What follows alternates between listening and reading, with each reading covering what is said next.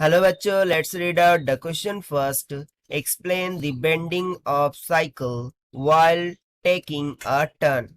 यानी कि हमें बेंडिंग ऑफ साइक्लिस्ट इसे एक्सप्लेन करना है जब वो टर्न लेता है.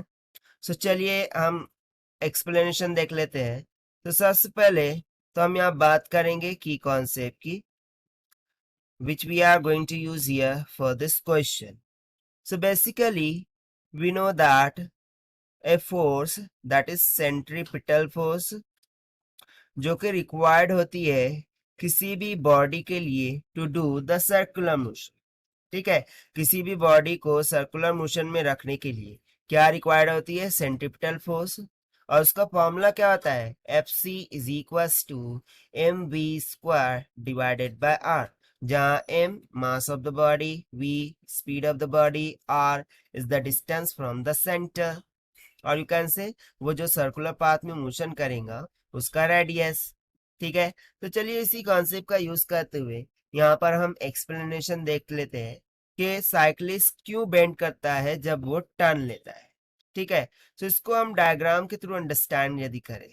सो लेट्स सपोज कि मैंने मान लिया एक वर्टिकल एक्सिस है. ठीक है, अब यहाँ पर मैं मान लो कि ये सर्कुलर मोशन कर रहा है लाइक दिस.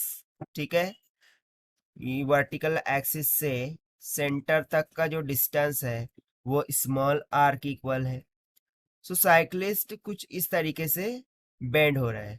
ठीक है, मैंने सपोज कर लिया कि साइक्लिस्ट कुछ इस तरीके से देखिए बेंड होता हुआ हमें दिखता है.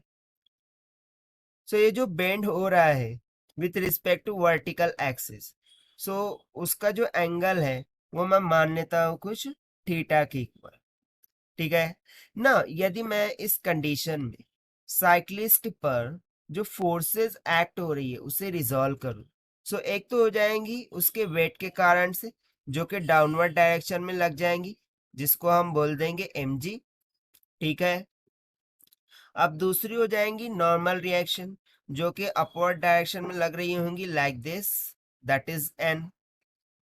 अब यदि मैं यहाँ पर नॉर्मल रिएक्शन के दो कंपोनेंट्स की बात करूं, सो ये वर्टिकल के साथ कितने का एंगल बना है? थीटा. सो वर्टिकल कंपोनेंट एक हो जाएगा यहाँ पर, that is n cos of theta, और एक हॉरिजॉन्टल कंपोनेंट लग जाएगा टूवर्ड्स द सेंटर, वो हो जाएगा n sin ऑफ थीटा के इक्वल. ठीक है, तो बेसिकली यहाँ पर मैं देखूं, सो जो ये n cos of theta vertical component force दिख रहा है और mg दिख रहा है, ये दोनों एक दूसरे को क्या कर देंगे? बैलेंस कर देंगे in equilibrium condition. So let's say n cos theta ये इक्वल हो जाएगा mg के. साथ ही साथ मैं यहाँ पर यदि देखूं जो n sin ऑफ थीटा दिख रहा है, ठीक है, n sin ऑफ थीटा, इसको बैलेंस करने के लिए आउटवर्ड डायरेक्शन में कोई फोर्स होनी चाहिए. सो बेसिकली वो कौन सी फोर्स हो जाती है? Centrifugal force.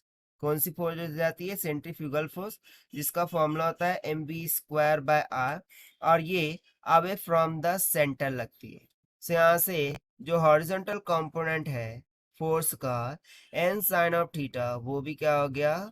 न्यूट्रल हो गया with mv square by R, that is centrifugal force से.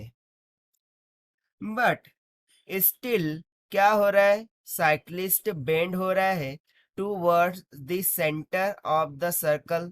ठीक है, फिर भी साइक्लिस्ट क्या हो रहा है?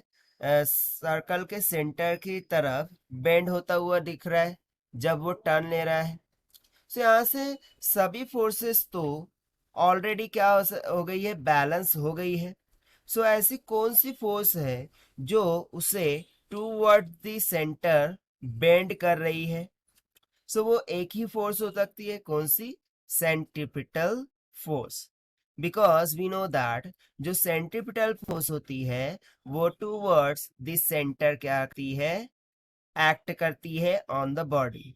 और जैसा कि साइक्लिस्ट बेंड हो रहा है, ठीक है, away from the vertical axis while taking the turns toward the center of the circle. So obviously इस पर कौन सी फोर्स लग रही होंगी? सेंट्रीपिटल फोर्स, जो कि हमने यहाँ पर कॉन्सेप्ट में लिखा था। ठीक है, सो यहाँ पर हम सिंपली इसके लिए क्या राइट डाउन कर सकते हैं कि साइक्लिस्ट बेंड हो रहा है just because of the centripetal force acting on him.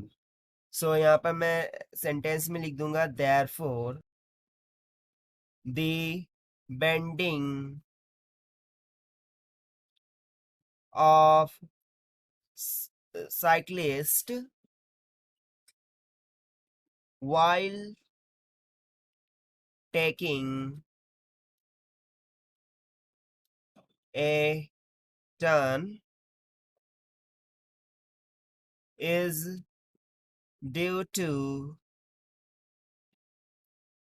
suitable centripetal force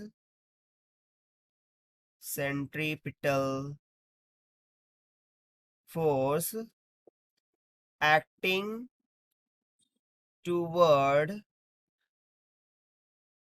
the center, जो कि किधर एक्ट हो रही है, टूवर्ड द सेंटर। और इसी कारण से साइक्लिस्ट क्या हो रहा है, बेंड हो रहा है विथ रिस्पेक्ट टू वर्टिकल। ठीक है, so this is what whole about this question which we are solve by using the simple concept of centripetal force. So this is the required solution. I hope you understood it well. Best of luck. Thank you.